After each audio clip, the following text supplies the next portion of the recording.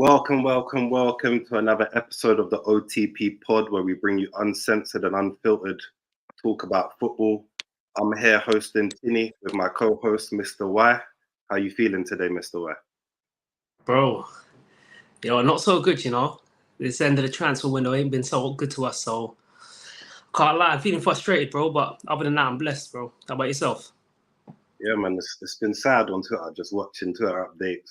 Arsenal ain't doing nothing. We're selling players for peanuts. You see Chelsea selling players for 30, 40 million pounds. Players that don't even make first team appearances, Bro, players that have done things in the championship, you know what I'm saying to you? So, yeah, man, I think there's a lot to get into today. There's a few hours left of the transfer window, so you never know what might happen.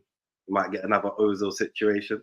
Bro, I can't lie, bro. I doubt that because even with the Ozil thing, I swear we got news filter in on a Sunday, if I'm not mistaken, because I think we played Tottenham. I remember we were playing Tottenham. We beat them, and then news started to filter like Sunday night about Ozil, and it was like Ozil and Di Maria, and then the Di Maria thing never happened, and it was just Ozil. But yeah, I don't know, man. I kind of think all hope's gone when it comes to like bringing in an additional signing, personally. All right, we're going to have Cedric back up right back, and Pepe's homecoming. New homecoming, he's back. Why, who knows, bud? The only good thing and saving grace with the outgoings is that the Saudi Arabian League is still open. I think till the 20th of September, they were saying. Oh, yeah, so we can still sell, but obviously it doesn't really help our incoming situation. Yeah, I was more concerned with the incomings, and then obviously hopeful that we can try and ship these lot out to like the Turkish League or the Saudi Arabian League or whatnot. But boy, it is. But yeah, man, we're gonna start it. We're gonna start it on a big one this weekend. As our team Arsenal host bitter rivals Man United, and we're sure to be an early season classic. You know how it goes when we play Man United. I'll leave you to start this one. Tactical analysis, feelings. What do you think's gonna happen? You know what? It's a bit of a tricky one because it all depends really on what happens with Zinchenko and if he gets the nod. Because obviously this whole Partey experiment, as we kind of touched on last week, was really to kind of supplement not having Zinchenko playing and obviously not having anybody that can invert from that left side.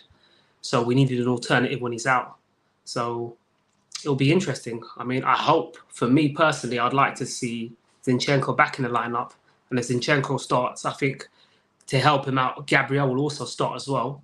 And then Partey may get dropped to the bench, or it might be him and Rice. One of the two. I can see it going either way. If Arteta wants to persist with the Havertz experiment, or even maybe try Vieira in there, he might play one CDM in Partey or Rice. Obviously, it'd probably be Rice. And then he'd have the 2 8s in Odegaard and Vieira. But there's a few things I don't like. Obviously, when Partey plays at right back, we kind of lose that overlapping right back. So like when Ben White's there, you get him come over to help Saka, and obviously that creates more space for him to kind of cut inside and whatnot. And then also the fact that when Martin Odegaard is playing as a right centre midfielder as well, he's also a body that wants to cut back anyway. So when he does make the underlapping runs to help Saka, it's basically the same thing because all he's going to do is cut back in on his left foot. Whereas if he had a right-footed right centre midfielder there, it'd be different. And I've kind of seen that happen with Liverpool with Dominic Szoboszlai. So he'll be like making the underlapping run to the right wing, and Salah would be inside, and it just gives him another dynamic. So yeah, man, I'm kind of nervous because we are very open from home to an extent. Like we're open on the counter, and if you want to call it Ole ball, you want to call it Ten Hag ball, them man, they just love transitions and counters. So that's what they thrive upon. But at the same time, I look at United, I'm like, they're missing Varane, they're missing Shaw. I mean, I don't know if Reguilon got registered in time. They've just signed Reguilon there. That's good stuff. Yeah. No, obviously I'd be happy for Reguilon, but I'm saying to you, I don't know if he's been signed in time, so I don't know if he's going to be put into the squad. But it'll either be him or Dalot playing that left back, which I think Saka can do bits against. But I also feel like to get the best out of Saka, you need an overlapping right back. You need that. So yeah, it's going to be interesting. Obviously, they just signed Amrabat on loan as well, but he ain't going to be registered in time. I don't even know if that deal's gone fully through, because I was seeing that Fulham were linked to actually buy him, because obviously they were selling Paulinho, but then at the same time Paulinho's deal might be collapsing to buying as well. So you know what? The latest I've seen. So basically, the latest I've seen is that the Paulinho deal is officially off. United, the here we go, I think, was confirmed for Amrabat a few hours ago as well. So he's definitely going to United, and it's a loan. I think it's a 10 million loan fee, and then they can sign an option to sign him for 20 million plus 5 on add-ons. So all in all, it'll be like 35 million euros, which is not bad for a player that caliber. But yeah, it's just funny to see United being broke these days. You know what I mean, struggling, their man, and having to go for Reguilon. They wanted Cucurella, but the finances weren't adding up. You know what I mean? The way the bank account was set up weren't mathing for them. Plus Chelsea played him midweek, innit? So he was cup tied for Carabao if they got him there. Apparently, yeah, I think that was one of the issues. But they also said the main issue was that they wanted to get Amrabat in, but they also kind of realized that if they have to pay the loan fee, the significant loan fee for Cucurella, and then they want to go in for Amrabat, also kind of be too much money expenditure at the same time. So they went for the cheaper option, the Reguilon, so they could bag Amrabat. So yeah, man, I don't know, man. I can't lie, man. I'm always nervous against United. You know, like when there's big stakes and you know what's riding on it, and you know United fans just love hyping up. You know what I'm saying to you. So I wouldn't call it nerves. Obviously, they're probably our biggest rivals. We have loads of friends that are United fans. So like losing to them, especially just before the international break, where we're gonna have to deal with that for 2 weeks, it's gonna be a lot still. But in terms of like the teams, if we play, we shouldn't lose. We shouldn't draw. We should come out winners. I expect Arteta. Zinchenko's come off the bench twice now. He can do at least an hour. And if he can do at least an hour at home last year, he was probably our best player on the pitch against United, forcing the balls through. So obviously that helped a lot. And defensively, obviously we all know his problems. But if we obviously play Zinchenko, then hopefully we have Gabriel back in there, and we revert back to our normal back four with Saliba and White at right back, which helps Saka, as you said.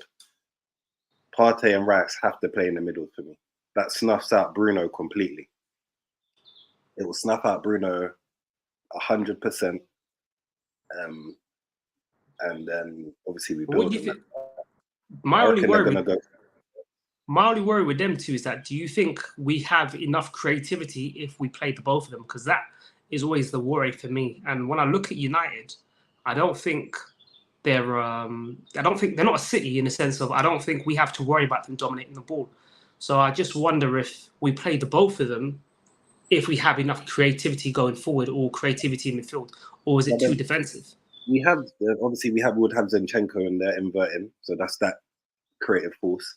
But if you're comparing it to like last year, we had Xhaka in there, who is also not your most creative player. He's in there doing the job. And is he any more creative than Declan Rice? I wouldn't say that he is. Okay. But obviously we've seen Xhaka score some worldies. He does have a decent left foot, probably a bit more than decent. So maybe, but that's what Declan Rice is there to do. And if he's not, then you let Zinchenko get further up the pitch and do what he needs to do, and you cover that space. Yeah. I mean, what I would say is that I know I was surprised to see Eddie out of the team last week, considering how he's been playing, especially the game before against Palace.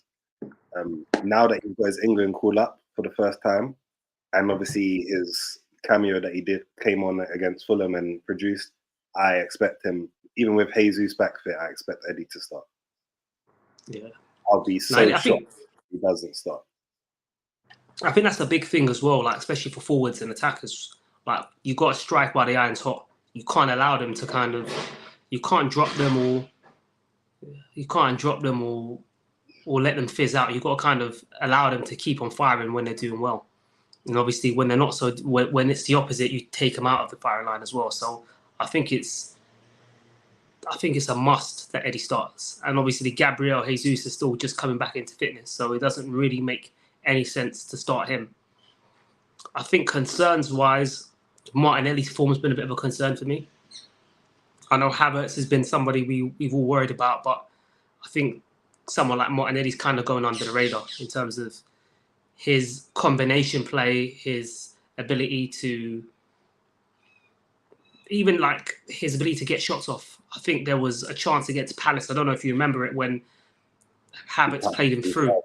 He Yeah, cut back into the trouble. yeah, exactly. And then there was something similar. I don't know who it was that played the ball to him against Fulham, and he could have smacked it on his left first time, and that's what you'd expect him to do when you've been played in. And he kind of cut back in, and then he kind of hit a tame shot at the keeper. And it's those little fine margins when you get those chances. You just have to be a shooter, man. You gotta let it go. You gotta let it ring, and that's what the best kind of one of the most clinical wide forwards, and we've seen that in the likes of like Salah, and we've seen that with Mane, even Son. That's what they've been doing historically. Like that's what we've seen, and that's why they excel. When you give them that inch, they take it, or they at least work the keeper. They don't tend to make the wrong decision in those times or those moments. Yeah, So I want to see more from Martinelli. He hasn't quite found his form. I wouldn't be too surprised if he brought Jesus in on the left, because I know we're saying Jesus is not fit, but he more or less had a full preseason. He missed the Man City game, and then he had his operation. But he came back really fast from his operation. Before the game against Fulham, he'd been in full training for over a week. So I don't know how. I don't think he'd be like too unmatched fit losing it. Maybe he was out for about 3 weeks in total. I can't imagine that he would have lost too much fitness in that time, that match sharpness. Obviously, he came on against Fulham and he had about 10 minutes to do anything. He didn't really show off his best abilities, I guess. But I wouldn't be too surprised to see him. Obviously, Man United are probably going to play Wan-Bissaka right back, who's always a tricky customer 1v1. And I think both Martinelli and Jesus would be good against him in different ways. Because you know what?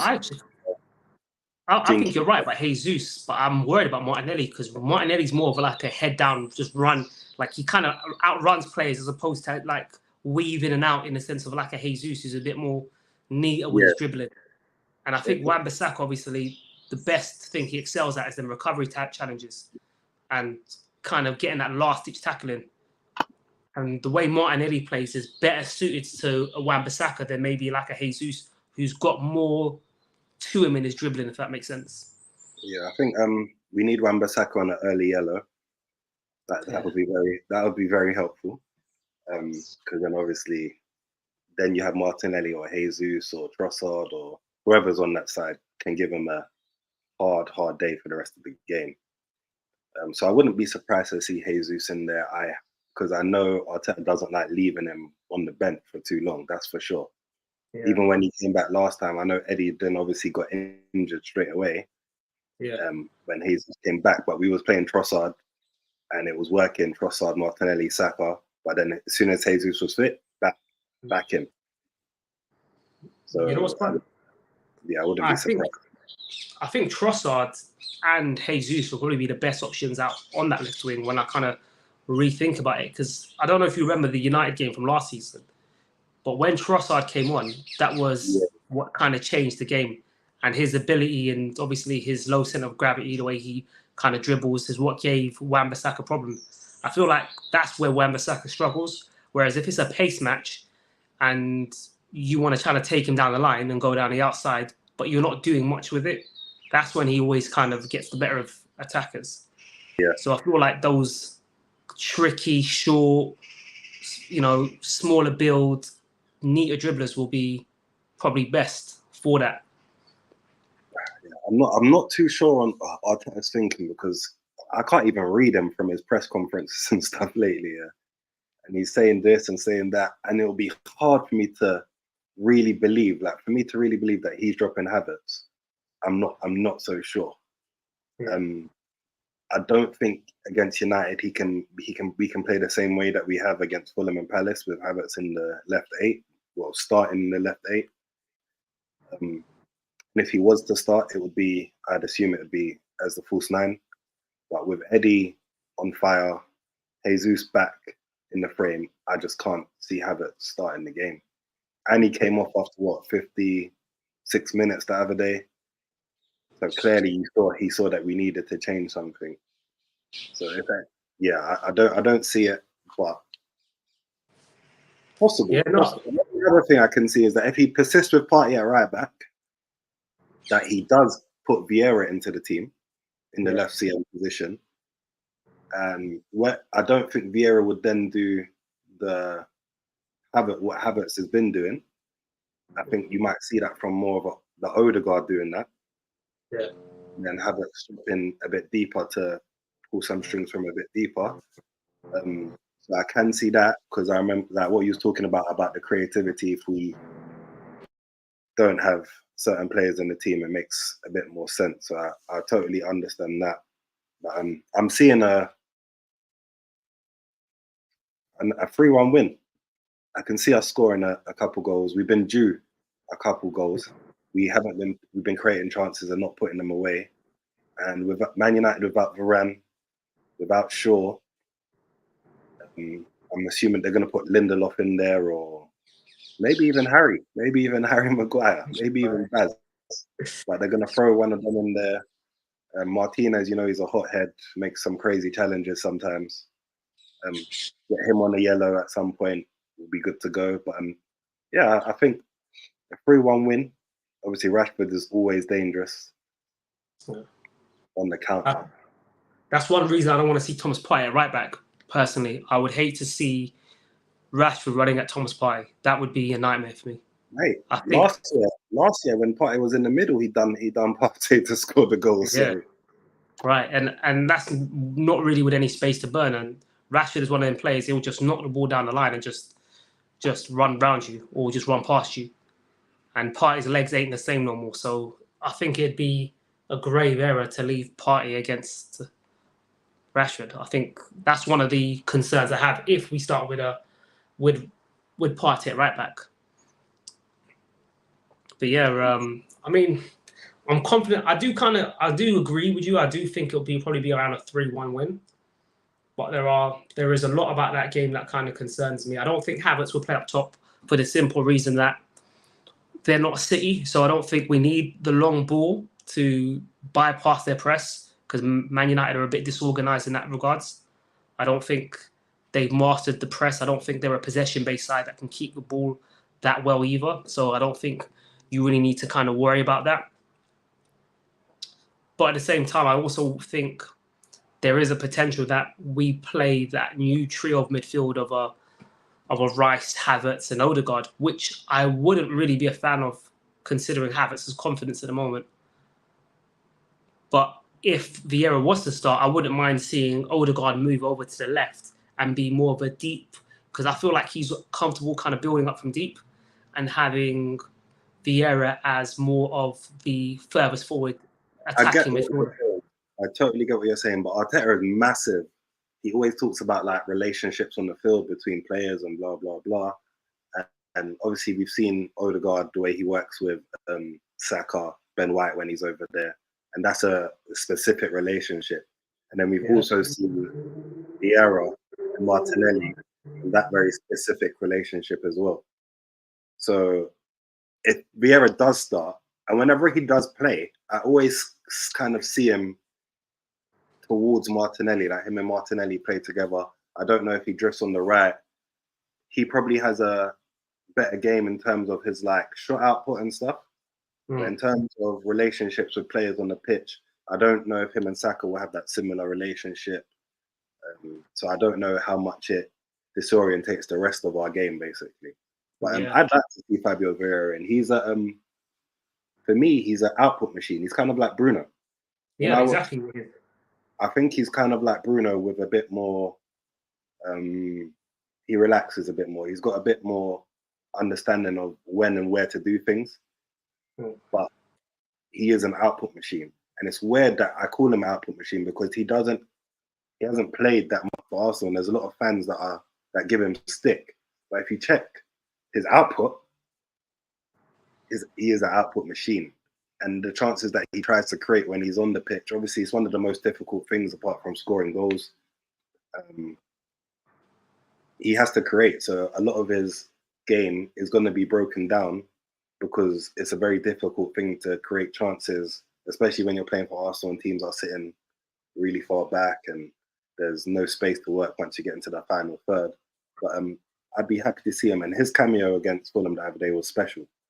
He just looks that much sharper. He looks physically more dominant. And he just looks like he's ready to take it on. Like take the game by the scruff of the neck and stay at Arsenal and be an Arsenal player. So I was happy to see it. Yeah, I definitely thought he had a lot more aggression to his game than I've seen him play before. And I do agree with that sentiment in terms of that he's an output machine because that's what he specialised at Porto. I mean, when we signed him, he had, I can't remember the exact statistics, but he had numerous assists and goals. And he was a player that would excel in that final third. And I think that's what separates him from any of our other midfielders in terms of he's somebody that tends to always go for that riskier through ball or shoot. And obviously that's how he made his name out in Portugal. So it'd be interesting. But one of the things which is kind of funny that we're criticising that not say we, but Arsenal fan base are criticising Arsenal about and Arteta about is about this whole change of formation. But look at us, we're sitting here trying to kind of figure out what we're going to do. And even we don't have a really kind of a clear idea of what 11 is going to be put out on Sunday. So imagine what headache that gives opposition. And that was a big part of maybe our failings last season, that we never had a different way to play the game. We were very predictable. Everyone knew our best 11. Everyone knew the exact way we would play. And there was no switch up with it. Whereas now there are so many tactical tweaks. There's more variations to our game, which gives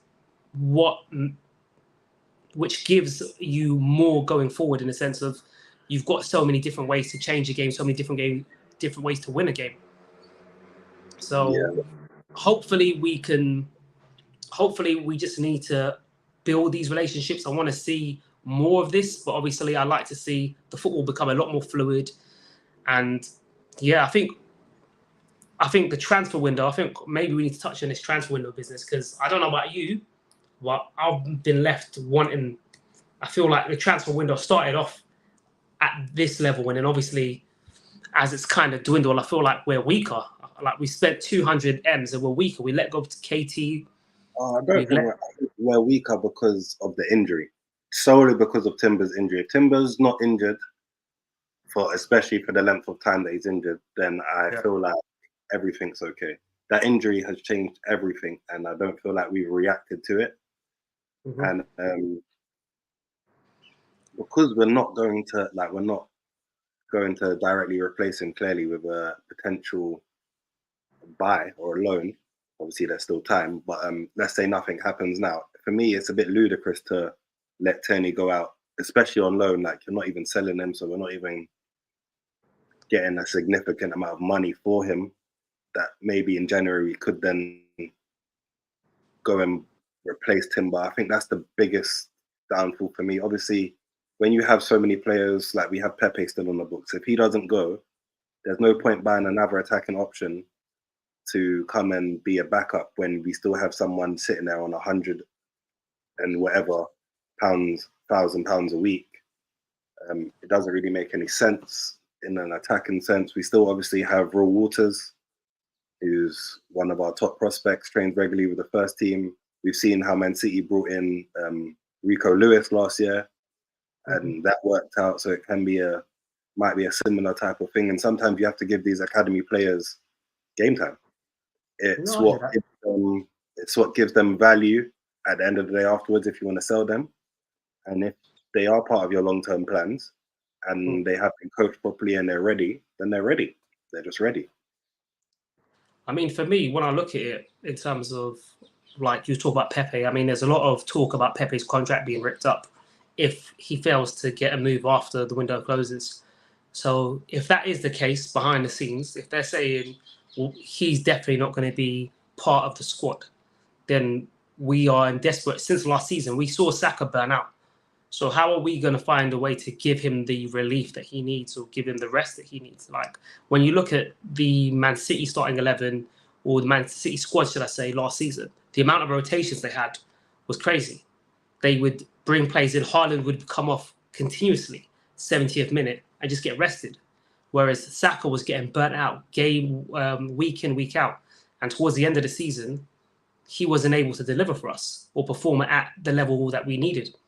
So the fact that we still haven't addressed that, I mean, we still don't have a Saliba replacement, in the sense of, even if Timber came in, and as good as Timber is as a right back and a left back, I would hate to see him play central centre back for us, right, in the Premier League, because he's what, 5'11", not the best aerially, right? Yeah. Not the best aerially. Imagine you're playing a big Forest side and they've got, Awoni, and they've signed Ibrahim Sangare, they've got Willy Bowley, and they're loading in the box for corners. It's just peak. Like, we still haven't addressed that. And then on top of that, we don't have a left centre midfielder who's actually comfortable in build up in building up from deep. So one of the things when we lost Xhaka, one of the strengths of Xhaka was that he was comfortable in that. It's questionable if we don't have one that's comfortable to do it. Maybe he just doesn't give them up. Like there's Vieira, like we said, that I can't imagine that he'd be uncomfortable at doing the build up because he's so comfortable on the ball. But again, wouldn't you say that's more like square pegs and round holes? Because we both think he's an output machine, right? So like a Bruno, like if I have Bruno Fernandes in my team, I want to put Bruno closer, as high up as possible and closer to the goal to excel. I don't want him doing all the dirty work, because that's not his game and that's not where he shines. But if you have him in a role close, if you have him closer to his attackers in a position where he can focus on his strengths, we're more likely to see that shine through. So the same with Odegaard. I mean, you could try Odegaard there. It's personnel then. It's personnel, because obviously last year we had Xhaka there and we were screaming for a more creative player there. But this year we have creative players there, but they can't do what Xhaka does the other way. So we can't. It's very hard. We would have had to take Jude Bellingham really to be able to have the best of both worlds. So I get it. Declan Rice can somewhat do exactly what Xhaka does or did do. So he'd be my number one option there. Obviously, moving Partey back in with the help of Zinchenko as well. Zinchenko is just vital. He's crucial. Without him, our team is very different, and it's very, very hard to build up from deep. Without him there, we basically skip a route. We basically force it a bit quicker. So, but that's what my issue is. If you look at our players, we've got the likes of Odegaard, we've got the likes of Vieira, we've got Emil Smith-Rowe, who can play that 8 position, and we've got Havertz. All of those players, in my opinion, probably thrive better in the final thirds than deeper areas. So it's almost like overkill in that area, and we haven't got any other players that are more comfortable in that build-up phase. So all of a sudden now, we don't have a variety in profiles, whereas it would have probably been better if we maybe had got rid of, not saying that, let's discard an ESR, but if you got rid of an ESR, somebody else, and gave yourself a different profile who can give you who's more comfortable in that build-up area when someone like Zinchenko's not about, I feel like that would give you more diversity in play and more options. I think it's just always how you want to play the game, how you see the game going, the opposition that you're playing against. Because we also have Jorginho. I just refer back to Zinchenko. He's the number one player that we look for in the build-up and being a press-resistant team. And without him, we struggle a lot. So I think Declan Rice and Partey will start. Partey needs to go back to middle, as you said, because Rashford against him is not going to be fun. And sometimes he won't even have Thomas Partey so inverted that left side is completely free. That would be the worst thing. So hopefully Partey goes back in the middle. He tends to play good against United as well, Thomas Partey. So yeah, he does. I want to see him back where he belongs, with Declan Rice right next to him. That added security that then gives Zinchenko the opportunity to move forward, because there's Declan Rice, Partey, there's Gabriel back in to cover that space. And maybe that leaves Zinchenko with the option to push forward as much as possible because of all these defensive players that can cover that position. I hear that. I mean, I think maybe we should also touch on United's transfer window. I mean, they signed Tottenham reject and Reguilon. They signed Amrabat. What do you make of all those transfers, as well as the business they've done earlier on with Onana? Who else did they sign? Remind me. Who else have they signed? Mount, Onana, Mount, Hoyland as well. Yep. For me, Onana, obviously there was United fans going crazy last year. Sometimes rightly so, because De Gea can't play the way Ten Hag wants them to play, even though we haven't really seen that yet. Onana obviously can build up from the back. He's a decent shot stopper as well. He's a good goalkeeper. So that signing, I think, was a really good one for them. Obviously getting rid of De Gea and all his wages as well. So that probably helped offset the load for Onana. Mason Mount, I don't think that it's the player that they needed. Yeah, obviously he hasn't done anything yet. Bit quite similar to Havertz in terms of what we expect of his performances. That his performances might have been okay, but we're expecting more. And I don't think Mason Mount has lived so far. Obviously, he hasn't lived up to that expectation. He's currently injured, so obviously he won't be involved. He won't have the chance to do that against us. There's Amrabat coming in. I think that's a good signing. I watched him in the World Cup. He's tidy. He works very hard. I find it a bit weird that they're bringing him in to be a double pivot with Casemiro, who they outlaid 70 million for last year. For me, if you're spending 70 million on a 6, he needs to be a lone 6. I think it might even, I don't want to say be curtains for Casemiro, like, because obviously he's an exceptional player, but he doesn't. I feel like when we look at Man United's transfer window, I don't feel like they've addressed and brought in the type of profiles they need. I mean, you look at Onana, he's a build-up from the back type of keeper, comfortable playing out. So you'd say, all right, he fits that form, that philosophy. And then you'd say Martinez also fits that philosophy. But then you look at the rest of the back four, Varane looks clueless on what to do when receiving in certain areas, whether that be coaching or understanding of how to do it, because he's never really been asked to do that role in his career. Wan-Bissaka don't know what he's doing in that area. Luke Shaw's not comfortable building up from that area. Reguilon, who they brought in, is not the best. Casemiro is a destroyer, but he's not a build-up. He's not a lone 6. He's not a Rodri in that sense. Exceptional destroyer, one of the best, and obviously he can put his Champions League medals on the table and show you what he's done. But if you're asking him to play, when he was doing that at Madrid, he was doing that in a double pivot with Toni Kroos, who'd also work back. He'd still be the destroyer, but he'd just win the ball back and pass it off to Kroos. He wasn't asked to dictate play or to start play, which is extremely difficult to do. He was just doing the simple. Give it to Modric and Kroos and let them ball out, basically. And then he'll do all the dirty work and graft. So I look at their transfer window and I'm a bit confused, because for a manager that wants to play possession football, who's, you know, a student of Pep, who's coached at Ajax and managed to play good possession attacking football, they've signed players that don't necessarily give them that. And maybe, and just maybe, and this is maybe my thought on Amrabat, he is more comfortable in possession. He has worked under Ten Hag, I think, at Utrecht in Holland when he was a lot younger. So maybe he might try and put him there as a 6 and maybe put Casemiro as a box-to-box. I'm not sure, because I don't think Casemiro, when you see Casemiro in that lone 6, he's not the best on the ball. And also the way they're defending as well is they ask him to cover large. We spoke about this the other day. They're asking him to run around like he's canting. A man's legs are gone. It's just a mess over there. It's a mess. And if I was a United fan, I'd be worried, bro. I'd be very worried. Yeah, so it's a difficult one. Obviously hoping that they don't turn up this weekend. To be fair, even if they do turn up, I'm hoping that we do them. Yeah. We just need to play our game, and I think that game's done. I think this week I haven't heard United fans really with that belief that they're going to do us. Yeah. And it's a bit different to previous years where they're always quite confident at beating us. Obviously at the Emirates they haven't done it for a while now, so that's understandable.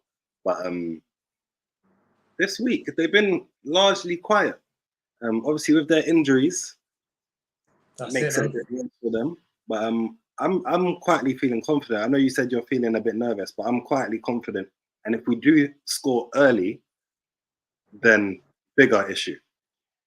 Yeah. I mean, I'm only worried for a few. The reasons why I'm worried are just simply because at home we are quite lackadaisical at times. We concede a hell of a lot of goals at home, and we're very open. We've conceded. I remember I said a stat last week. I found a stat about how we've conceded, I think, 3 times in the first minute out of the last 9 games. Yeah. So that's worrying, and obviously the fact that our weakness is their biggest strength, which is counter-attacking football. We better win the fucking coin toss then, innit? Boy. Didn't we win the coin toss against Fulham? I thought we did. We did, bro. And we still, and we did against Southampton as well. We had the ball. Do you remember? Like we fucked around with the ball. Ramsdale did some madness. Yeah. So yeah, I mean, what do you think of their Champions League group? Just to quickly touch on that. Obviously, they've got Bayern Munich. They've got Galatasaray. Who's the third team? Who's the fourth team? They got Bayern, Copenhagen, and Galatasaray.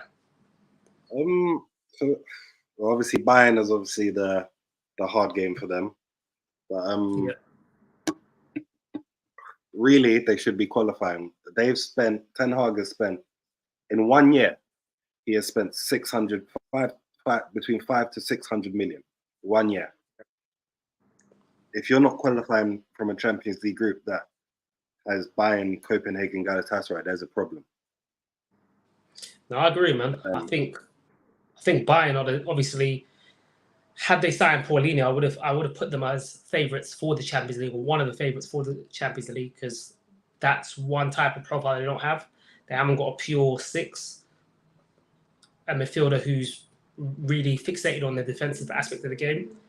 But I expect Bayern to walk that group, and I feel like Man United will struggle maybe against Galatasaray at home, away, going to Turkey's an intimidating atmosphere.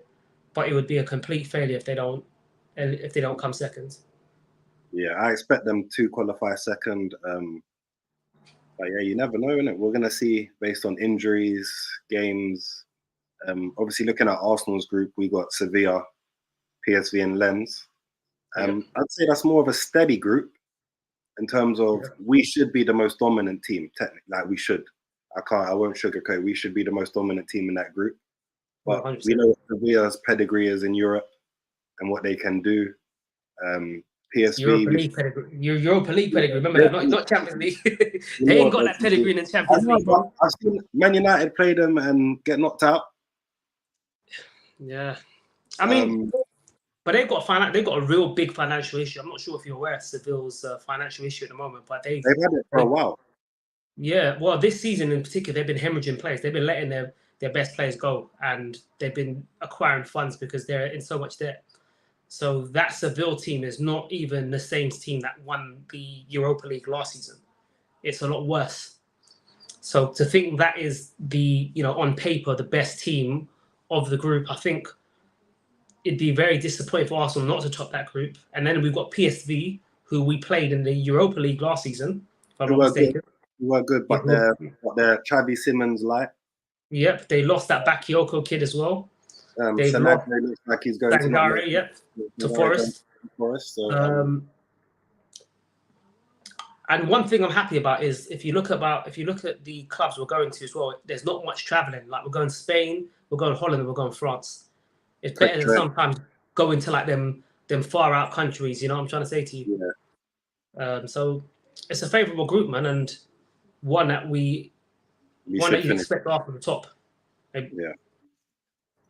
Yeah, you know how it goes. But yeah, I guess we move on to the next topic, which is Newcastle as they travel to Brighton to continue their tough start to the season.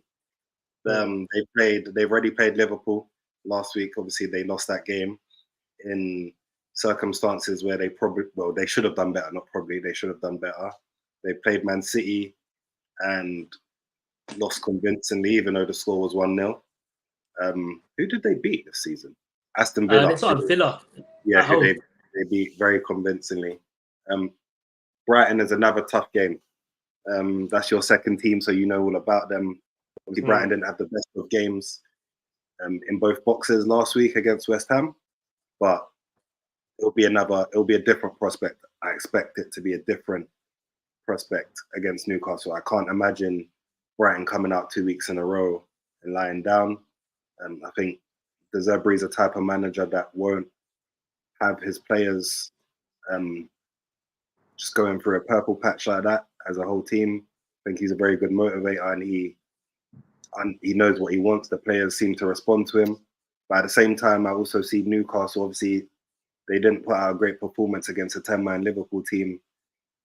If they have any credentials to do the same things that they wanted, or any hopes that they want to do the same thing as last year and qualify for the Champions League again, then they need to be winning these games. Yeah, no, I agree. I definitely agree. I mean, I'm a bit torn because I kind of see two sides of what could happen. So, I mean, in the last game for Brighton, they dominated the ball and they did create a lot of chances against West Ham, but they were hit on the counter and West Ham were devastating on the counter. And Newcastle do have players of similar profiles to give Brighton those same difficulties. You know, they've got the likes of Almiron, Isak, um, Gordon, Harvey Barnes, all really direct, fast players that can kind of, if Newcastle were to play a bit more direct and bypass Brighton's aggressive press, then they could really be running at them, and that's where Brighton will struggle. But at the same time, when we look at the game and if you look at the breakdown of how Brighton played against West Ham, they created a hell of a lot of chances as well. And had they been a bit more clinical and had they had a little bit more luck, they probably would have got more from the game because they created more than enough to get a result. And I think it was just a smash and grab from West Ham to begin with. But in regards to Newcastle, I mean, I said this last week, but I'm actually very disappointed with Newcastle because when I've actually sat and really looked at their midfield, I actually feel like they lack the technical profiles in the team, in the midfield, should I say, to make them an exceptional side. You know, if you look at the profiles they have their midfield is basically an abundance of athletic and physical players. You know, like Bruno. Sorry? It's Liverpool reincarnated. It is, but even Liverpool had more technicians in their team. Because I would say, if you look at it, really, they got Bruno Guimaraes, who's a bad boy player, real technical, real nice on the ball. But other than him, if you look at their midfield, the likes of Joe Linton, Longstaff, Willock, Tonali, they're either better off the ball or more direct players. But they're not players that are actually able to dictate the tempo of a game. They're not controllers. They're not, and that's where they struggled. Liverpool, they couldn't really manipulate and control the game. They were just playing hot potato. It was all 100 miles an hour. And in particularly, when you go to these tough away grounds like Brighton's, when you go to Champions League games, we'll touch on their Champions League group in a second as well. But when you go to these grounds, you need to have players that are comfortable on the ball. And even their new signing in Tonali, I never watched him, so I'm not going to sit here and pretend like I knew all about his game, but I was thinking he was probably one of those players that might struggle physically, but might be better technically. But it's kind of been the other way around. Like, he's really good. He's really good physically. Works hard, presses, aggressive. A bit like a Gattuso more than a Pirlo. But on the ball, he's bang average, bro. Like, if you look at his passes range, if you look at his distribution, it wasn't. You don't look at him and think, "Oh, that's a baller on the ball." And I think they've done well in addressing technical, kind of like more technicians in defense. I think Livramento and Hall are real good players on the ball, but they don't have enough to control games. And I think that's going to be the undoing of them this season. You can run around and be a hard-working team, but that can only last for so long. So I am starting to kind of rethink where I think Newcastle will finish this season, because I don't think there's enough variety to their team. Yeah, I think they've got the workhorses in the middle, are very athletic, backwards and forward. I think Tonali, obviously it's only been 3 games, so I can't. I'm not on him too much. Same way I'm not really on Havertz too much yet. Yeah, I'm waiting, but Tonali's coming from AC, and we're waiting to see what he actually brings. When they bought him, I did think that his profile was very close to Bruno's in general. Yeah, and that's what I thought as well. They look very similar, and they already had Joe Linton in there, who's like a box-to-box 8. And for me, I saw it as Bruno is going to be a deep line playmaker. Then you have Joe Linton one side, and I thought they was going to sign, like you said, a technician that can go. It's more like an 8x10 player. And I thought that's what they was going to go. But they then obviously signed Tonali, and then you have 2 of the same kind of player in the middle, and then Joe Linton, who's more of like a arrive in the box person more than a creative person. So it's how the ball gets to the front men. And from what I've seen, they get it wide. They have Kieran Trippier in the overlap. They work their overlaps. They have their wingers obviously working extremely hard. But when that avenue gets shut down, I find it hard to see where their attacks are going to come from, or how they sustain attacking momentum. And that was the biggest issue against Liverpool. If you look at it, they don't really create from midfield. And I, like you, thought they'll either go and sign another number 10, or they would actually sign a good number 6 who's technical as well, but obviously someone that can be a lone 6 and can play out, and have Bruno Guimaraes as an 8, as a technician, and then have maybe whoever you want floating, if you want a Willock, if you want a Joelinton, somebody who's all energy.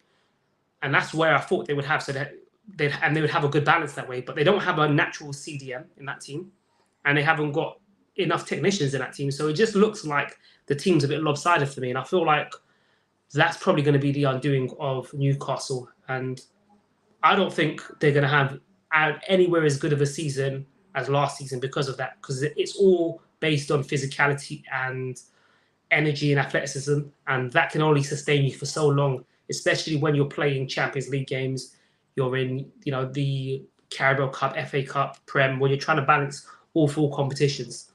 You can't just rely on running around and being workhorses.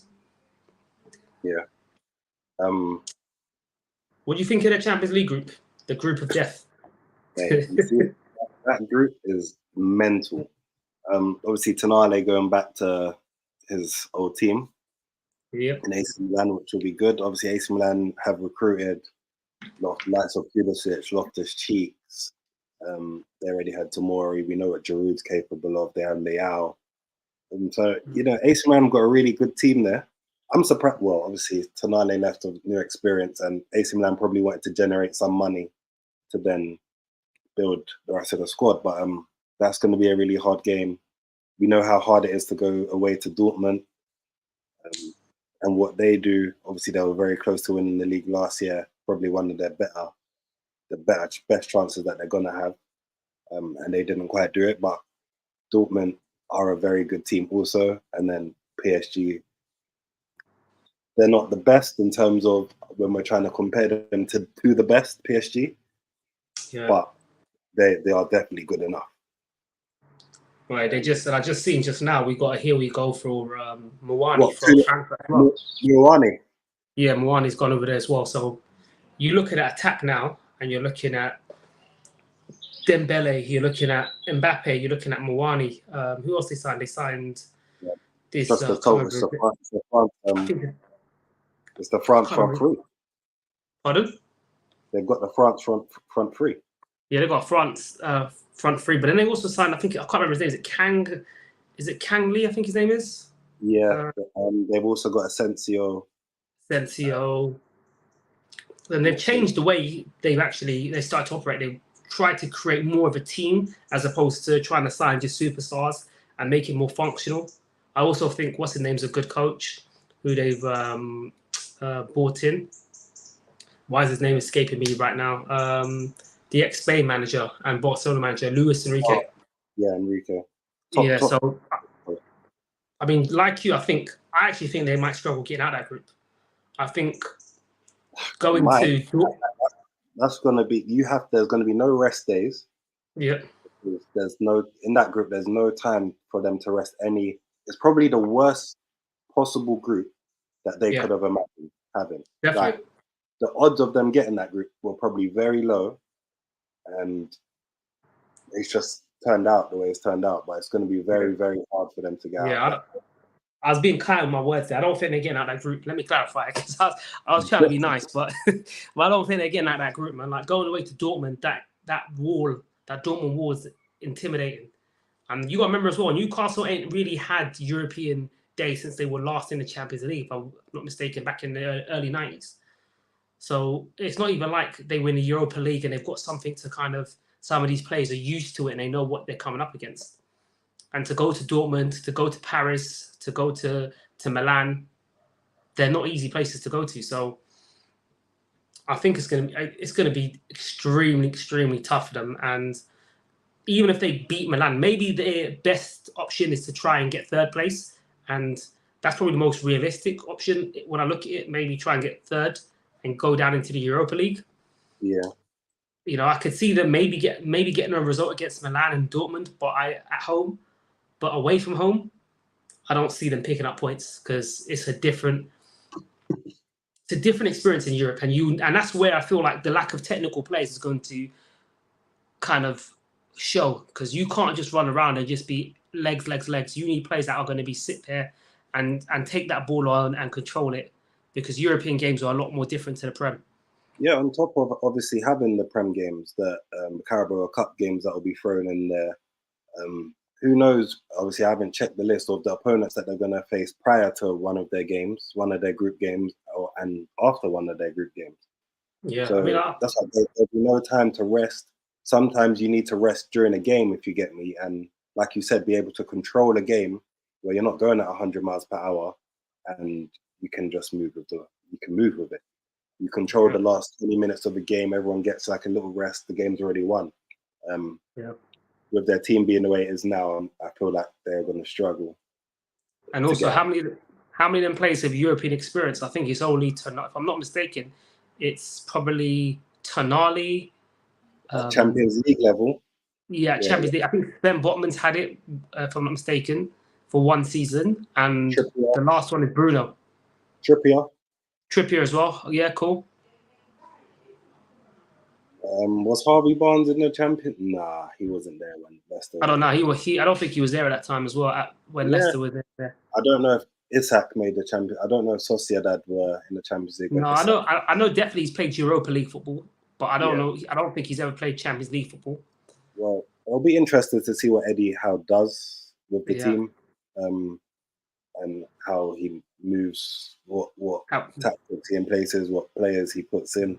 But for me, if I was the Newcastle manager, I'm taking the games in the Champions League as a free hit, and I am focusing on the league, getting back into the Champions League again next year. Yeah, or try and get Europa League football, because I think that's a realistic competition where they would be one of the favourites for if they went down into that competition. Although it's a bit more grueling, you would think along with the likes of, say, Liverpool's, they would probably be the second favourites for that competition, if I'm not mistaken. And depending who else drops down from the rest of the groups. But from my memory, I don't think any of the other groups are that tricky where you expect a real big team to kind of go into it, if that makes sense. Yeah. Like, then, you'd expect the favourites of those teams to kind of all go through. That makes. Yeah, and I think regarding this weekend, I think it's a draw. I'm seeing a 2-2. I'm not really seeing a Newcastle win. If anything, I'm seeing a 2-1 to Brighton, but I'm gonna go 2-2. Yeah, like I said earlier, man, I'm very torn, very, very torn, just because after seeing that West Ham, I'm wondering, are Newcastle going to try the same thing and just be super direct and just hoof the ball long and allow their direct, pacey forwards to kind of get at Brighton? But then Brighton, for me, just have too much control at the moment of games. And if they were more clinical against West Ham, they probably would have. They should have done better. So I'm probably going to go for a 2-1 Brighton win. I think Newcastle are going to drop points again, and it's going to be a rude awakening for the Geordie fans. I think they're going to start looking at life a little bit different, especially if they don't get a result. Because after one game, I was hearing title talks. I was hearing all the hype, and I think it's come crashing down quickly. They dropped points to 10-man Liverpool. Didn't compete against City. If you get smacked at Brighton, it's a humbler. Rude awakening, definitely a humbling. Yeah. So yeah, man. Well, Liverpool welcome Villa to Anfield along with new signing Gravenberch. Obviously, they just signed on a permanent transfer as well. Wasn't alone. Decent deal. Obviously, he's still young. We saw what he was capable of at Ajax. Is it a decent deal though? Is there a decent deal though? I mean, he's still young. Clearly, he has he can profitable if they do need to sell him in the future, as long as he has a decent career at Liverpool for the time being. At Ajax, he was one of their better players. He went to Bayern Munich and obviously didn't fit in, didn't get into their team, wasn't what they was looking for. I'm not too sure why that didn't work, but it didn't. So for Bayern, they bought him for 20-something million, made 20-something million profit after not. He hadn't played one 90-minute game. Bro, I know, it's mad, bro. So that's a bit crazy. That's my strategy right there, bro. 101. I'm looking at this game against Villa for Liverpool, and I'm thinking it's going to be a tough game. Obviously, they're missing Van Dijk, which is big. And if Salah happens to leave today at some point, only God knows what's going to happen to Liverpool this season. They should have taken that money, I think we need to talk on that. They still might. Bro, I'm seeing today that they might go up to 200 mil for Salah. If you say no to 200 mil, I know you can't sign a replacement, but come January, you can do something about it. And they're a team that are very top heavy at the moment anyways. Yeah. I would say they're attacking, the striking and the attacking part of Liverpool's team is by far the strongest part of their team to begin with. So if you lost Salah, even though you're losing something, you still have Jota, you still have Luis Diaz, you still have who's the other one? The Dutch guy. They have Gakpo. Yeah, Nuno, Gakpo. So they've got strength in numbers and quality.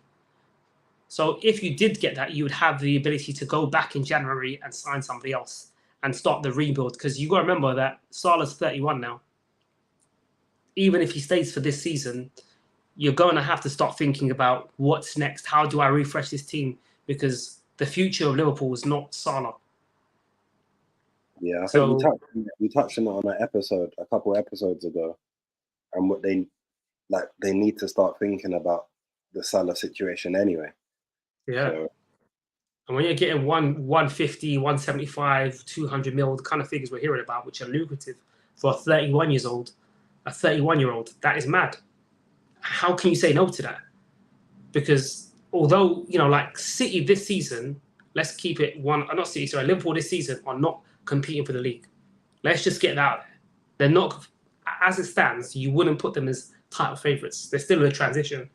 So you might as well continue your transition and get in that type of money and use that for future investment, because next summer or January, that bag ain't going to be the same. It really won't be. I mean, you never know with the Saudi teams because they seem to be throwing money anywhere. But you have less years of the contract, right? I think you'll have like 18 months in January. I'm Liverpool. I'm taking it and running. Like you said, they're not really competing this year. They could use that money for a big rebuild.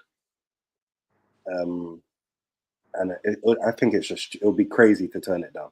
Absolutely mental. So, but as for this weekend, I'm seeing a Villa win. I'm seeing a 2-1 Villa. Yeah. I'm really seeing an upset there. I know Liverpool played well and got the result again. Well, they played all right. But the most important thing that they did last week was get the result against Newcastle. But Villa are on, I mean, they're a bit up and down under Emery. They score goals, they leak goals. But without Van Dijk there for Liverpool this weekend, I can see Diaby, as you spoke about last week. I can see Watkins, maybe Leon Bailey. I can see that some problems being caused. And there's goals. There's goals this weekend. Yeah. Either way. So, but yeah, I wouldn't be surprised to see an upset.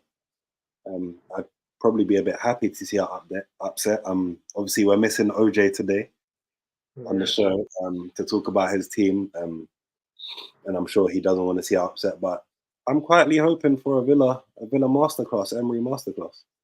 Yeah. I want to touch something on Liverpool quickly, yeah, because this season, I said it last week, right? And I'm going to say it again. This season, I'm on Klopp's neck in it because there's a lack of evolution at Liverpool, right? And it's very, I've been saying this, like Klopp is on his Wenger arc because he's not addressing the key issues. And this is why I question the Gravenberch signing to you. Gravenberch is a very good talent, did well at Ajax, but, and this is a big but, is he what Liverpool needed? Is he the profile Liverpool needed? They needed a 6 desperately. They signed an 8. Let's keep it 100 as well. It's very rare that you get more attacking-minded players to do defensive and mold them to become a defensive player. That doesn't naturally happen anyway. So I don't see Gravenberch being somebody who can evolve from what he is at present to becoming a 6 anyway. On the board, he could potentially do it. He's definitely not going to be a 6. So again, it's like, do you remember when we had Wenger and when we would sign everybody but a CDM? And for years we were crying out we needed a CDM. That is what it feels like at Liverpool. They are not addressing what they need. They're in the exact same situation. They're dying. They're crying out for a CDM. And there's been players, there's been options, and they just haven't taken any. Listen, they could have gone after. Look, Paulinho got a bid accepted today for 50-something million. Had they done that a few days ago, they probably would have been able to get that over the line. And there you're signing already a Prem-proven CDM who's got height, who's very comfortable in that position, and would slot in at Liverpool. No adjustment needed to the league, nothing. We saw firsthand how good he was against us last week as well. You know what I'm saying to you? Yeah, it's very much squares and circles. So yeah, I can see the issue that can cause. Yeah, so and then touching on what I was saying, like about Liverpool, and I wasn't giving Klopp the credit last game. It wasn't about me just hating on Klopp, but it's like I saw something and I said something similar to my brethren about Tottenham under Conte, right? When they were getting bailed out by the brilliance of Kane and Son, and I was like, this ain't sustainable. Like you, just because you're being bailed out by brilliant talents and you have brilliant talents to turn to, so he was able to turn to Darwin, right, against Newcastle. It wasn't to do with how Liverpool was. It was just to do with the quality that they have. But you can't rely on that to always bail you out. And I feel like that you can say that about a few teams. We can say that about Man United. Yep. But again, I'm talking about teams that display a level of quality or how they play. There is us. Mm-hmm. There's Man City. Yep. There's Brighton. Mm-hmm. I would say there's also Newcastle have a way of playing. Yeah, to an extent. Yeah, so they're not really individual winners. And even some of the lower teams, West Ham, you might not like their way of playing, but their team is built to do what their team is built to do. So I get your point for me, I'm looking at sustainability. Like you can do it for one game, and I can applaud you for making that substitute and getting that result. However, do I think the way you are coaching your team is going to allow you to be title challengers? Because that's what we look at Liverpool as being, right? Like over the last few years, Klopp set the bar. So I'm not going to look at you as anything less than that at the minute. I'm going to compare you to where you should be. So, and that's why I'm critical of them. It's not to be a hater or to shit on them. It's more like to be like, you set standards. Now, if you drop below them standards, I've got to hold you accountable. I can't just be like, oh, this is the Liverpool team from years ago under Brendan Rodgers or Benitez, where they're just bang average and they're just floating around. This is a Liverpool team that's won every single cup. Yeah, they've won every single cup under Klopp. So I'm gonna treat them like the big boys that they are. So when I see something like that, I'm gonna be like, well done, you got your result. Round of applause, cool. But let's not sit here and pretend that Newcastle were dire and that Newcastle were very wasteful, and it wasn't to do with the brilliance of Klopp or some tactical tinkering. It was just to do with that you lot have real quality, and real quality can bail you out of games at times. And we've seen that at United, and that's why we criticize United in the same way. Rashford has bailed them out. Bruno's bailed them out. Casemiro's bailed them out. But long term, when you look at the way they play, you're scratching your head and thinking, how does this serve you long term? Will you be successful?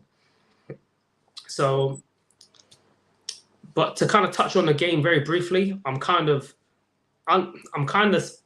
a similar thinking to you, but at the same time a bit different, because I'm 50-50, because Liverpool are offensively very good, defensively quite shambolic, and so are Aston Villa. So it's kind of hard to call which way this game's going to go, and I feel like it's going to be a shootout. Yeah, I feel like, like when Young Spray was saying, like, can you go machine for machine or gunshot for gunshot? That's going to be one of them ones. You know what I'm saying? Like, that's the way the game's going to be predicated on. It's going to be predicated on Ollie Watkins and Diaby versus the Salah and Jota and Nunes, and that's what it's going to be. It's going to be a shootout, because I don't look at none of them teams there and think defensively they're able to put in masterclasses. They just don't have it in them or have the personnel to do it. I don't think Emery's that type of coach, and I don't think Klopp has the personnel. So I think it's just going to be a shootout, bro. That's what it's going to be. It's just going to be a shootout of attackers going for it. As a neutral, I'm happy to see that. Yeah, I think it'll be a good game. Unfortunately, it's not on telly though. That's the big problem. But I think they decided to go with I can't remember what the Sunday afternoon kickoff is, but I know it's not Liverpool Villa. I think it's the other one. I can't remember who it is. But I think it's gonna be a good game, and I think it'll be like 2-2, high scoring, 2-2, 3-3, one of them type of games. But I would hope for a Villa win. Yeah, just because it'd be nice to see. It was nice to see OJ's chest deflate after last week. Man came in. All right, man came in. You know what I mean? Chest out. Yeah, bro. So I'm hoping for a Villa win, but I think it'll be a draw, which I'll take. I'll take anything. I'm not really too fussed on that one. But when we move on to our next one, Chelsea play Forest after a midweek struggle against Wimbledon. I didn't actually watch the midweek game against Wimbledon. I did see the highlights. They started a team that definitely should have won by a clear few goals. Obviously, they struggled, but they came out of the win after making some substitutions that got them over the line. I wouldn't put that. I wouldn't think that's going to be a problem or an issue or something that will hang over their head in the game this week. This weekend against Forest. Last weekend, obviously, Sterling had a masterclass himself. But Chelsea obviously still look very vulnerable at the back. They look okay going forward, but they're there to be got at. They have Jackson, he's not like your bang on it number 9. He's a decent player, and there's a lot of room to grow. But I wouldn't be too scared coming up against him. If I was Forest, I wouldn't be too scared to come up against him. Obviously, Forest have just lost Johnson as well, which is a massive loss to them, as he goes to Spurs. So I don't know. Well, did they just sign Hudson-Odoi? Yeah, they signed Hudson-Odoi still, but he won't be able to play though. Yeah, but for future, I guess he comes in to replace Johnson. But yeah, I see it being a very open game. It's going to be, like you said before, talking on Liverpool and like a style of play and being able to bail them out. Sterling bailed them out last week with an amazing performance. Whether he'll do it again this week is another thing. It's a different game. It's a different type of game. They played against Luton last week, and people are like talking about them like they were world beaters. They beat a very poor Luton team. Well, what did we say? They just beat Luton, not a very poor. They beat Luton. This week they've got Nottingham Forest, who are a better team than Luton, and it'll be a very different game. I think Chelsea are okay right now. Poch is trying to get them playing the way he's trying to get them playing, but And obviously Forest will match up their formation with the 3-4-3. So it'll be very different. It'll be a very different game, and it'll be interesting to see how that works. Yeah, I mean, for me, I feel like this is Chelsea's first real acid test, or this is the acid test for Chelsea. When you really look at it, they drew against Liverpool and they showed glimpses of good football, but they also showed glimpses where they could have been and should have conceded more. So it was a 50-50 game if you kind of like look at the game on balance. Then they played West Ham and they lost 3-1. So they lost their first tough away game. Then they played Luton at home, which is one of the worst teams in the league on paper, barely invested. The worst team. The worst team, cool. Didn't really shine, it was a bit of a lackluster performance, didn't create as much as you wanted to. It wasn't like as comprehensive a win as you would want. So when I look at Chelsea and I look at this game, I'm like, Forest have given us a good game. They gave United a good game. And they've also made some good signings overall. And they have players that are a handful. We saw what Antonio did to Colwell and, the Black Harry Maguire Disassi. Yeah. So we saw what happened to them. So it'll be interesting to see what Awani can do to them as well, because he's very much of a similar mold to a Antonio. He will back up defenders. He will, bully you, run the channels, pacey, good in the air. So it'll be interesting. I don't think much has been shown about Chelsea. I think a lot of people have been over-indexing Chelsea's performances so far and kind of overhyping it. But when in reality, if you look at it, they've only had one real decent performance, which was against Liverpool, because I wouldn't count that West Ham performance as being something to write home about. They showed moments again, but at the end of the day, they crumbled. And then West Ham were also down to 10 men as well. So that's not really something positive you could take from that. And then beating Luton at home is a standard for the club, for a club the size of Chelsea. So I think this is going to be a real test for them. I think Forest have recruited well. They brought our boy Nuno in. They brought in this Morello centre back. They brought in Sangare, who I don't think will be able to play tomorrow, but just in general. So, yeah, I mean, it's interesting. I think Forest will pose them problems because we saw what Forest did against United. I think the issue against United was that they scored those 2 goals too early. And then they sat back and felt like they had something to hold on to. And then when you concede concede one back so early on, it just, the home crowd goes against you, the pressure mounts, and they fail to kind of deal with that pressure. But they did also create a good few breakaways, man. Like Morgan Gibbs-White and whatnot was doing well against United. So they did well against us as well. Yeah, man, he's a baller, man. He's a unit, tall. He reminds me of a better version of Loftus-Cheek in what he has. Obviously, a bit more technical as well, but in terms of just being a strong runner, good dribbler, carrier of the ball. Technical. Yeah, technical, excels in the opposition half. I think he's a good player, man. And I think Brennan Johnson, to get 45 million for Brennan Johnson is exceptional. Because I don't rate Brennan Johnson that highly, neither. I don't know how he's worth that amount of money, but they've done well. Yeah, Brennan Johnson more than Balogun. Yeah, this is. Don't get me started on that, man. Because don't get me started on that. Eddie hasn't unlocked the selling trait yet. He hasn't unlocked that trait yet. Bro. Hopefully one day. Yeah, bro. It's, let's not even think, because Edu has been very frustrating. But yeah, I think it's gonna be a tough game, and I think we will really find out what Chelsea are about this weekend. If they're as good as people think they are, or they're still a work in progress. Because you should be, if you have aspirations of being top 4, you need to get a result at home to Forest. Yeah, I don't see them beating Forest this weekend. I see it being a 1-1. I'd be surprised if they do get the win. I don't think Forest will go there and win either. So I'm seeing a draw, and I'm seeing more question marks over Chelsea. I feel like when we do the next show, it's just going to be more question marks over Chelsea. Yeah, I mean, I know Chelsea and one of the things, not to say worries me because I'm not a Chelsea fan, so I don't really give two shits. But one of the things about Chelsea is that I think they've got a really, really tough October, if I'm not mistaken, where they play us, they play Brentford away, they play Tottenham, they play Man City, and then they play Newcastle. So like October till November. So that's the kind of tough fixtures they've got.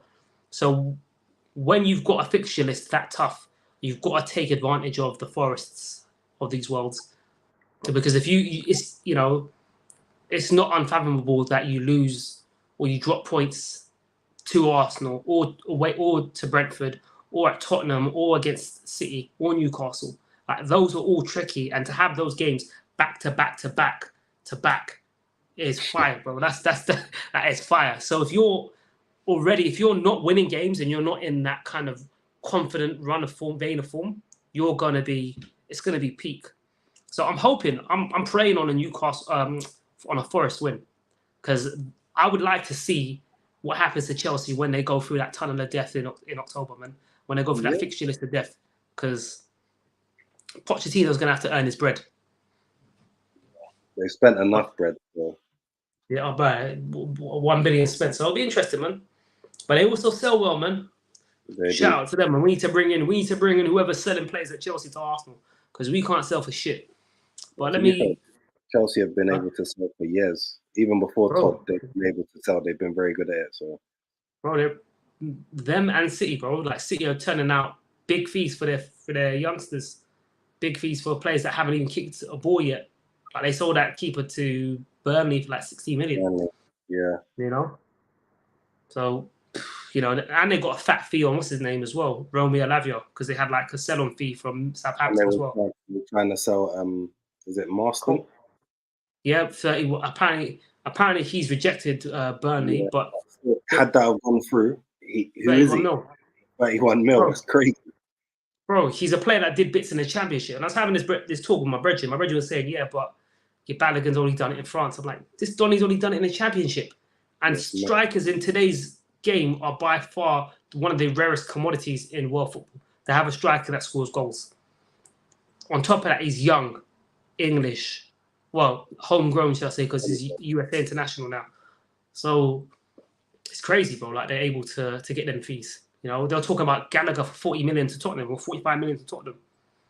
Had Tottenham sold Højbjerg, that's what they'd be getting. So, but yeah, man, I'm gonna go for a 2. I'm gonna go for a 2-2, man.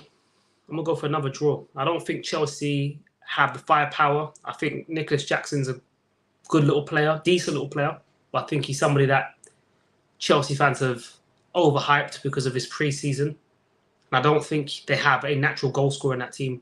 And if you're able to shut up and block out the likes of Sterling, I wonder who gets you the goals. Because Enzo Fernandez is not a goal scorer. Caicedo, who's their next best player, is not a goal scorer. So who are you looking to? Mudryk hasn't hit off yet. Who gets the goals? We're going to find out. It's going to be a difficult one this weekend if Sterling's not on form. Yeah, man, it will be. One of our favourite teams to talk about, as usual, City. Routine home game for City. Obviously, Fulham took a draw from the Emirates last weekend, and we weren't happy. In all honesty, we should have been well out of sight against Fulham, and that game should have been. Obviously, we gave them the first goal, but if we're talking about we should have scored about 4 or 5 goals. Yeah. So I can't imagine them causing too much problem for City, and I see this being like I don't even know how much I need to talk about on this. Obviously, they've just sold Cole Palmer, they've got Doku in, they've got Nunes in from Wolves. They signed Garvio at the back. I mean, they're looking. They've got Kovacic in midfield. They're looking better than last season. Now, at the beginning of the transfer window, before they signed Doku and Nunes, I was seeing them as not as strong as last year. Now I'm seeing them as stronger. Yeah. It's not looking too good. It's not looking too good, bruv. It's not looking too good. I'm seeing a easy home win, if I'm honest. I'm seeing a 3-0 stroll in the park. And I've left Haaland as my captain on FPL this weekend, so I'm definitely seeing the goal in the park. I mean, well, you know, I can't lie. One of the things that frustrated me about the Fulham thing, was that I was thinking, what, Paulinho scored against us, had a man of the match performance, and then was going to bounce to Bayern Munich. But I'm hearing he's back on a plane to London, so I'm hoping he's in the squad for tomorrow. I'm praying because they need him. They need him in there. I don't think that changes too much, but no, it doesn't. But it gives them a better chance, isn't it? A Paulinho less Fulham are a lot weaker than one with him in. So, and he is a unit, man. He's good at breaking up play. He's a smart player, good on the ball, a bit more composure than anybody they have in that position, and he's a leader. So he would be needed for that game, and I hope he is available for that game. But then, on second thoughts, I'm just thinking, will he even be able to play? Considering that he was in Germany not long ago, and they probably travelled all the way up to. Yeah, man, it's a little flight. He'll be back. But yeah, man. You know what? It's interesting because I've been seeing a lot of rival fans talk about Arsenal must win the league, this and this and that, because we spent 200 mil. But people might have not clocked, but City have now spent more than us. So what happens to all that chest about City? Because they signed Doku, like you said, they signed Garviol, they've signed Kovacic, they've signed who else is that? Who did he say? Doku, Kovacic, Garviol. Yeah, and Nuno Matheus. So they've brought in numbers, man, and they've got different profiles of players, and they've got the best manager in world football. So, you know, you expect that machine, the City machine, to keep on going. Unfortunately, bro, like we saw the other day, they weren't playing that great. They were struggling in front of goal to kind of be clinical. They scored their goal. They conceded their goal. But then straight after conceding, they just said it was just like a big brother thing where they're just like, yeah, you know what? All right, cool. You got your one goal. I'm going to slap in a goal quickly, finish the game off, done. And within a few minutes, Rodri slapped one into the top corner. And it's just they're just a different animal, bro. They're a different animal. Yeah, it's going to be tough. Like, obviously we spoke a lot about all the other topics. And when I'm speaking about City, and especially against Fulham, I'm not really seeing like it's very routine for me. And if they start well, game's over. Even if they don't start well, they seem to be all right. So that's the worrying thing about City. Like if we look at City, let's really look at their fixtures so far. They weren't, against Newcastle, they played well, but I wouldn't say City were exceptional. They didn't blow them out of the water. They did what needed to be done. They just found a way to nullify Newcastle, play their game, got their goal, and that was it, really. Against Sheffield United, they weren't exceptional either. It was just, again, did what they had to do. And who was their first game against? Burnley. Yeah, I'm saying to you, Burnley looked good that game. And had they taken their chances, could have been a different game. But, again, City just do what they have to do. And that's what's scary. When you're not playing well, when you're not, you're not firing all cylinders, but you know how to get that result by hook or by crook. And that's City all over, man. And regardless of their performance, I can just see them finding a way, no matter what happens. If they go down to 10 men, if, Haaland misses 4 sitters, they'll still find a way to get a goal and win that game. And the City machine will just continue, man. And I think it'll be, like you said, one way or another, it's going to be a routine win.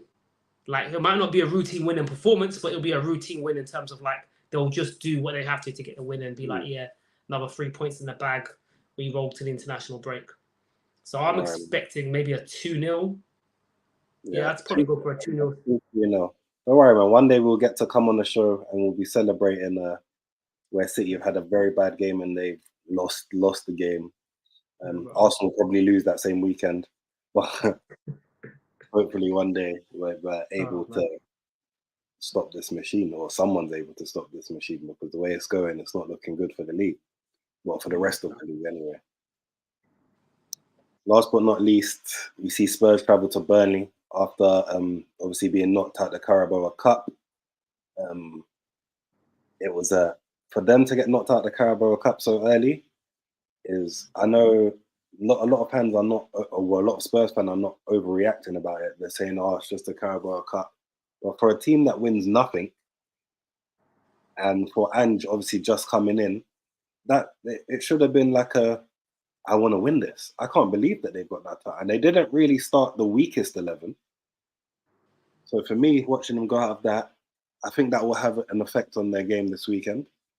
Unlike where we spoke about, who else did we speak about? Unlike Chelsea, I think Spurs' loss midweek might have effect against them this weekend. I know they've been playing some better football so far this season under Angie through preseason and the first few games.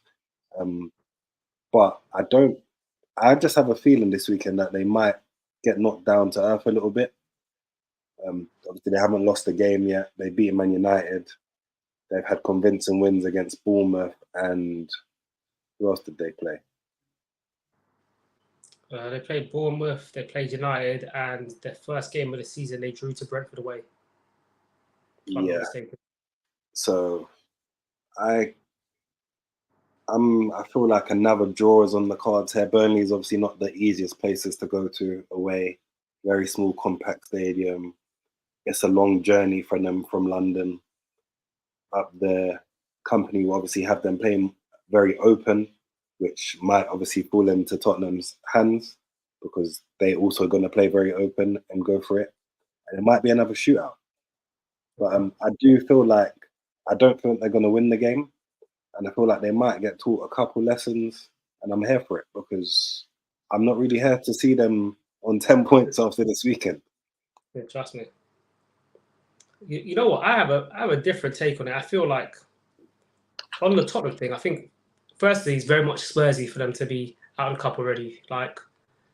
And I think a lot of criticism has to go down to the manager because if you look at it objectively, right, we're so early on to the season. It's not like they have to balance Europe and they have to balance these type of things because at first they're not even in Europe, but they even haven't got to balance those type of things anyways. So the reality is that the manager's aware of Tottenham's trophy drought over the years. So why would you rotate and put players in or rotate so heavily with players that you don't necessarily trust? Yeah. That to me doesn't really make sense. Like what you would really want to do as someone coming into Tottenham is win something or try and win something to go as far in the cups as you can, not to get knocked out in that first round. So I think Ange deserves some criticism. I've been very complimentary of him so far, and I think he's a really good character. I think he's coached Tottenham very well. They're playing a lot better football than we've seen them play over the last few years under Conte and Mourinho. And I've been, as an Arsenal fan, I've been very complimentary and honest about it. However, I also feel like you can't get knocked out of the Carabao Cup so early. That's for a team that have been starved of trophies. It's ridiculous. And when you hear Tottenham fans go, but it's only the Carabao Cup, bro, you can't. Beggars can't be choosers. If I ain't eating a meal in 3-4 days and someone makes me some noodles, I can't be like, yeah, but that's noodles. Bro, take what you're given. You know what I'm trying to say to you? Like, you got to take what's given to you, man. And winning the Carabao Cup, that was the last thing you won as well. Like, it's not even like you won an FA Cup, you won a Prem before, and you're trying to shit on this cup like it's nothing to what you've won before. That was the last cup you won. So for me, it's ludicrous for them to throw away a cup, and it would have been a good thing for them to still be in that competition. But in regards to this weekend's game, I feel like despite that, I feel there is a big difference between Tottenham's starting 11 and their backup players. And I think they don't have the strength and depth. And that is obviously very much apparent. And that's why I was critical of him, because I'm like, why are you going to these players that have shown themselves to be bums continuously over and over again? Why are you drawing on them to compete in a knockout tie? But obviously for the Prem, I would expect to see the likes of, Mickey van der Ven, Romero, Destiny, Doji, Pape Matar, all the big Madison, all the big hits come out. So I do think they will get a result, because I just think the quality is, chalk and cheese. However, I do think it will be a tough game. I think Burnley at home, Turf Moor traditionally is a tough ground. Although they don't play the same type of football, they're not direct no more. They're more of a footballing team. I do think that they have pacey players, and they do attack. They do attack quite well and quite fluidly, and they will pose some difficult questions to Tottenham. But then on the other hand, having seen how Tottenham kind of dealt with United, Bournemouth, and even were able to kind of nullify Brentford to an extent, I do expect them to get the 3 points of what I've seen. And I think it'd be disappointing if they didn't, because they do look on form. They do look full of energy. Players are firing. And again, they're another team that one of their main aims is probably to get back into Champions League contention, especially now that there's 5 available slots. Yeah. So yeah, I think a win is mandatory, man. Like you're gonna have moments where you do struggle in the league, and that happens to every team, and they will drop points. So whilst you're firing and whilst you're playing pretty fluid, attacking football, you just got to rack up the points, because when you have that dip, it's like you've already got a bit of a head start, so you can afford that little drop off here and there. But yeah, I think maybe a 2-1, 2-1, 3-1 win for Tottenham would be a narrow win, but I think they'll get it nevertheless. Let's hope you're wrong, man, because I'm not really here to see that. Bro, I hope I'm wrong too, bro. But I'm just, I'm just being honest of what I've seen in the Premiership, and especially when we spoke about it with Ten Hag. What Ange's doing at Tottenham is straight miles ahead of what's happened over at United, and they're actually playing some good football. Like I used to have an ISO watching Tottenham, and when they beat us in the Champions League, I was surprised. I was very much surprised, or I was very much fuming, because I was like, these lot are playing the worst football in the world, and their shooters are just shooting them into contention. Like they were literally like, I remember there was a Villa game where Kane and Son were just bagging goals for fun. Like they were getting dominated in play, but then they'll just have 1, 2, 3, 4 attacks, and it's goal, and they'll win that game 4-1 or 4-2, whatever it was. And I was scratching my head, because it didn't make sense. But this Tottenham team now are playing actually some good football, man. They attack well, very direct, very fluid, good possession base, good philosophy. And it feels like a throwback to the old Tottenham, man, under Redknapp and, Yeah, I mean, we're going Dutch to see. manager. Martin, there you go, man. We're going to see. We're going to see what they produce. I think I'm seeing a draw. Obviously, I'm seeing a win. Hopefully, that's not the case. Hopefully it's an L, bro. Well, what we're all trying to see this weekend, the biggest game of the weekend, Arsenal host Man United. Hopefully, when you see us on the next show, me and Mr. Y are smiling ear to ear. I'll be in my Arsenal chair if we win. If we lose, I might take a week off. Bro, I wouldn't blame you, bro. Start turning into AFTV. Bro. And being one of them culprits, because I don't know how I'll react to that one. Bro, I can't lie. If we lose on Sunday, boy, there's gonna be some serious questions. There's already serious questions for me right now about this window and how it's ended, and our recruitment and our selling, and there's loads of unanswered questions, and a lot of it kind of goes from hierarchy, but there's expectancy now, and when you look at where United are right now, they're drowning, isn't it? So whilst they're drowning, I expect you to shove their head underneath the water and make sure they drown. I'm trying to say to you, I don't want to see Arsenal bringing them up for air and allowing them to drown us. That's what I don't want to see. I'm trying to say to you, I want them firmly to be pushing United down in that water, bro, and just making sure, I'm saying, that body goes limp, bro. That's what I'm expecting to see from Arsenal, bro. I want ruthlessness, because that man, they took us to the sword when we were in our worst day. Yeah, they were taking us to the sword, bro. They were hitting us 3-0, 4-0, 8-2. There you go, bro. We're trying to see that. I want retribution, bro. I want revenge, bro. Well, hope Arteta has no excuses. We have no excuses. I'm hoping that we win and we get to gloat for 2 weeks. But I'm not only hoping that we win. I'm hoping that we really win. That we really show them what football is. So you never know how it's going to end up, because the games are always toxic. Like you just never know with Arsenal United game. Yeah. I mean, I think we need a statement win personally, man. When you look at it, like you want to see a performance not And just pardon. who better to do it against than United? Yeah, that's it, man. You want to slap them up, but you also want to see something clicking because I feel like we haven't seen our team click yet. You know what I mean? So I'd like to see some form of something that you look at and be like, all right, I'm seeing where we're going now, and we're seeing more of relationships building, more fluidity, and more what Mikel's trying to do. You know what I mean? Yeah. But yeah, man. Hey, well, but Mr. Y, thank you. That brings an end to our show today. Remember to turn on your notifications, subscribe, follow us on the Twitter, Instagram, TikTok. Listen out on Apple Music, Spotify, Amazon podcast stations. We're on all of there. The shows will be on all of there. Thank you for all the live viewers for tuning in. You'll see us again after this weekend's round of games. Like I said, hopefully we're happy to see it. But yeah, we're signing out. Thanks for watching the OTP pod, and we'll see you again shortly. Peace, man. Love. Peace.